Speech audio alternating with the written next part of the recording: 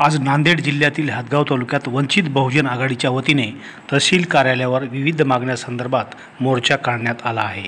हा मोर्चा राज्याचे उपाध्यक्ष सर्वजित बनसोडे, जिल्हाध्यक्ष राजेश्वर पालमकर यांच्या मार्गदर्शनाखाली यशस्वी करण्यात आला आहे।